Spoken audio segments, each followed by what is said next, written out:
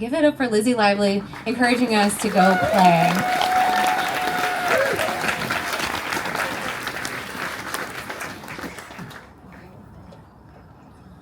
I'm very short. Hold on.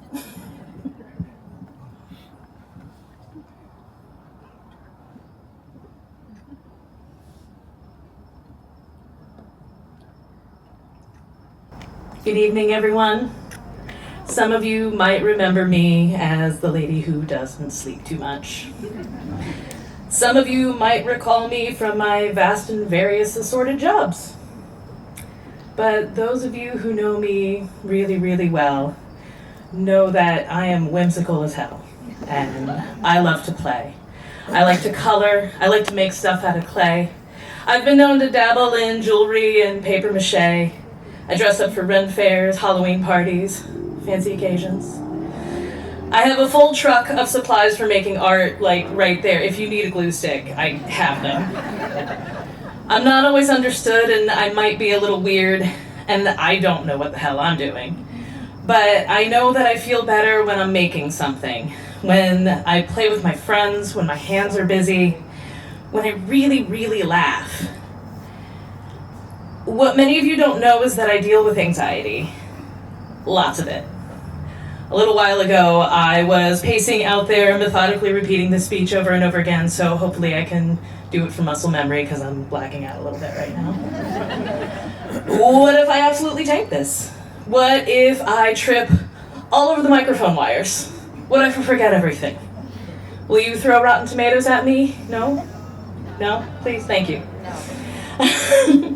At most, you'll sit through 6-ish minutes of being uncomfortable, and I will bank on the fact that you're not fruit-flinging psychopaths. So why do I do it? Because it's fun to play theater.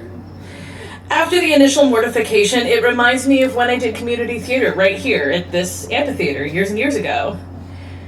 It takes confidence to play. The ability to publicly look ridiculous and keep going anyway. That's showbiz, baby. And my inner 8-year-old would be so disappointed if I said no to her whims. This master fort builder and hide-and-seek champion, she didn't survive the floor being lava just so I can pay my bills and eat grape nuts. And besides, she has way better taste than me. She wasn't worried about being good at things. She was worried about missing out on them. She said yes to the school play, yes to softball, yes to the county fair. She said yes to the summer reading book report contest that nobody else wanted to do. And she bought a dope-ass windbreaker with her prize money. She was on to something. That girl is 43 now and still says yes to things. It hasn't always been easy, and sometimes I fail spectacularly.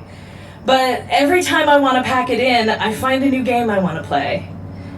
I'm compelled to dress up and dye my hair fancy colors. I make a living baking and posing for artist classes. Already this year, I've made a rooster, a flamingo, 2 tiny wedding cakes. I've entered and lost a t-shirt design contest, and I wrote and am currently performing this. Ta-da! It's only March. My inner 8-year-old thinks that's pretty rad, even if the 43-year-old is very tired. I've gotten back into collage, and almost anyone can do it. You don't need much. Scissors, a glue stick, assorted trash, something to stick it to. You can get fancier, sure, but it can be this simple. My friends and I started a collage night over a year ago, and we meet up once a month over at the Blue Hen. Everyone is welcome. Come out. It's cheap. There's no judgment. It doesn't matter if you're artistic or not. It's not about creating a masterpiece. It's about showing up, trying something, maybe being bad at it, and having a laugh and doing it anyway. The picture doesn't matter. It's about playing together. It's the process. Being in a group of people, expressing your taste can be difficult, even if you are all very supportive. Being vulnerable is so fucking embarrassing. And building confidence takes practice. And you practice by doing small, brave things. You raise your hand. You share the thing that you made. You go to a craft night even if you think you're not creative. You wear the fancy outfit. You sing the karaoke duet. You jump in feet first because being ready is a myth. You can do stuff like this. It's kind of like show and tell. You write a paper, you make a visual presentation, you practice as a group, and all of these nice people right here, they're all here to help you, and maybe you learn a little something about yourself. It's a little intense, but maybe you're into that. But there's tons of community play lately. There's clay clubs, there's fashion shows, there's community projects, protests, photo walks, bike riding groups, dance parties, jam sessions, bocce ball. There's book swaps, and there's so much art. It's almost as if our community is trying to make something magical together, and I don't think that that's a coincidence.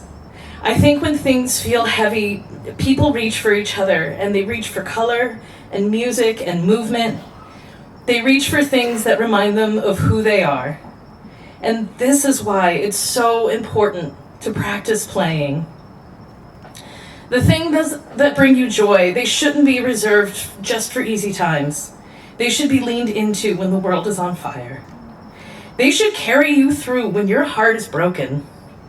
And they should be shared with your community. Joy is a revolutionary act, and the only thing more powerful than hate is love. And love looks like showing up. It looks like making room for people at the craft table. It looks like baking a pie or staging a sword fight or playing mermaids at the beach and gossiping about your underwater coworkers. It's saying, come play with me. It'll be fun. I promise. And it will be fun. So go do the things that you love. Find things that are new to like. Make friends with people that encourage you to not only be yourself, but to enjoy yourself. Be a person who encourages people to do the things that they love. Be brave and go play with your friends.